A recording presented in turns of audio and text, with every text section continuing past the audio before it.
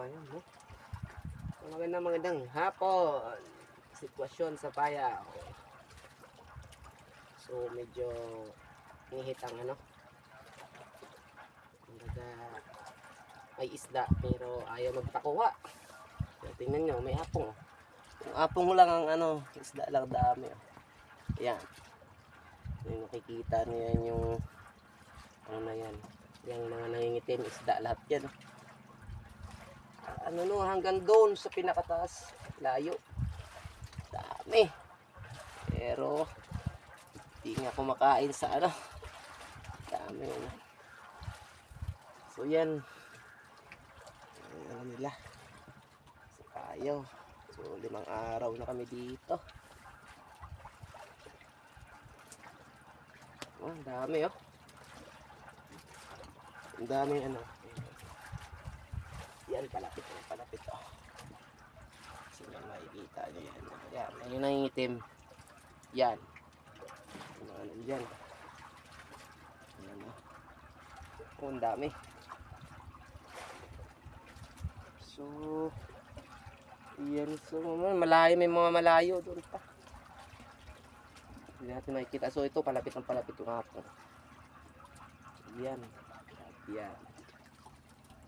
So, ayaw kumain yung ano, isdang yan. Ganun talaga. Buhay. Hindi natin magpipilit kung ayaw kumain. Wala, maghintay lang tayo. Ano rin yan, may araw yan silang kakain. Buy-buelo yan.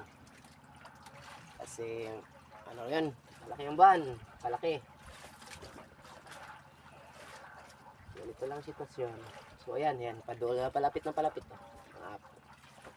Dito sa kabila. Ayan. Ayan.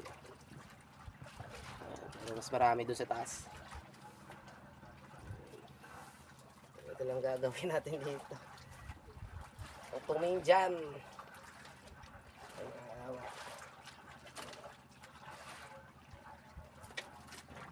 So ano, ayun, tatlong pakura natin na umaariba.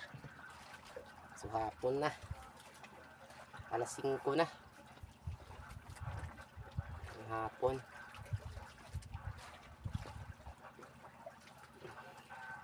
Ito talaga. So marami naman, may isda pa naman kami dito. May isda na kami. Pagdating namin, nakaisa kang bariles. Pagkaugma siguro. Kinabukasan. 2. Isang marang na mga gatuson, mga 100 kilos, tapos isa ring bariles, mga 40 kilos. So dito yung mga 0. 3 na kaming karga sa 5 araw namin dito. So maghihintay pa tayo ng ano, kasi marami pa naman tayong ice. So maganda naman ang panahon. Ito, alas, linaw kayo. Yung Payaw. Ayun, Payaw. So, sa gabi lang umatake yung balod. Siyempre, relax tayo ngayon. Duyan lang. Ganun lang ang buhay. So, sa mga umorder pala ng bulad, no? O tuyo. Meron na tayo niyan. Siguro mga 2 sako na. Kasi nung pagdating, kumain naman itong mga isda. So pag abot ng mga 3 araw, 4, wala na, di na kumain. So relax. So si Tamol nga dito, wala pang huli, 5 araw na. 3 lang yung isda, 3 tulingan. Ayan o, nandun, nasa ulin.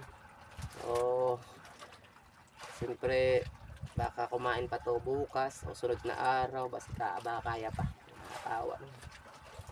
Dito na nga sila kumakain. Wala na raw budget. So, tulungan na lang natin, no? Para makaisda naman sila. Baka kumain to bukas. Wawa-awa. 5 araw na. Pero ang isda nila, upat daw kahapon. So, pagdating nila, upat ang isda nila. Upat kabuok nga, tulingan. O, 5 araw, gikan pa sila dito sa pinakamalayo. 90 milyahe. Binta. nakarating sa dito, mga ano na lang, 40 milyahe na rin. So maraming isda, ayaw lang kumain. So ano gagawin natin? So yan sila oh. So, wala na tong ice. Ang ice daw nila ano na lang, dalawang 1/8. So baka bukas daw, bigyan na lang natin yan ng ice para kung may isda. Pero kung wala, may magagawa. Kawawa naman.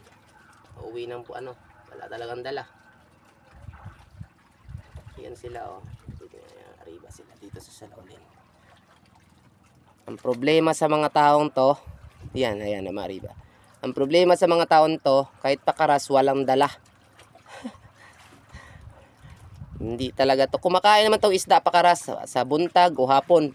Kasi dito nakaisda yung mga ano, balik-balik. Sila Balong, shout out dyan, kaibigan, pati si Manman, mga taga po. Yan na yan sila.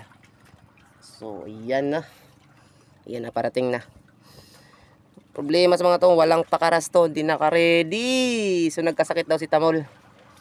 So, nagkasakit daw to ng 2 araw, parang convulsion daw ata. Parang di siya nakagalaw ng 2 araw. So, wala rin.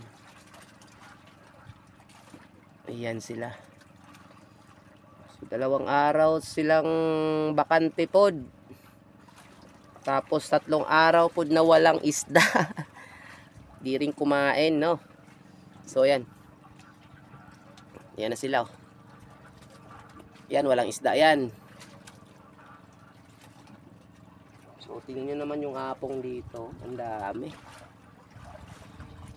Ayan, ayan sila. Walang karga. Di ko alam kung uuwi na to o ano pa. Aariba pa ba to?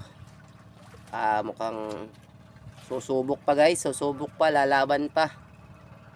So, ayan, lalaban pa siguro. Lalaban pa.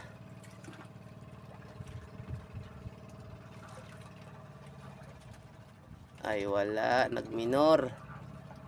Ibig sabihin tatali na to guys.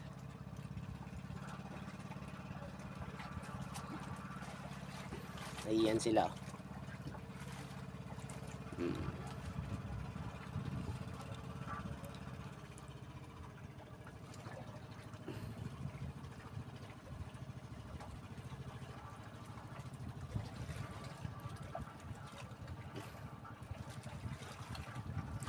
So yan sila na.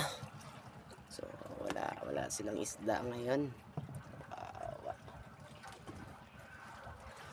Ang gagawin natin? Ang ginagawa sa gawing bagay. Kali naman sila. 5 na. Wala naman pakaras. So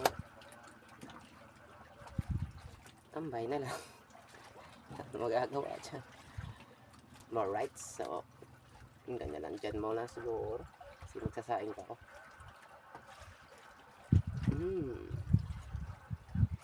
Ayun, nakatali na sila. Nakatali na.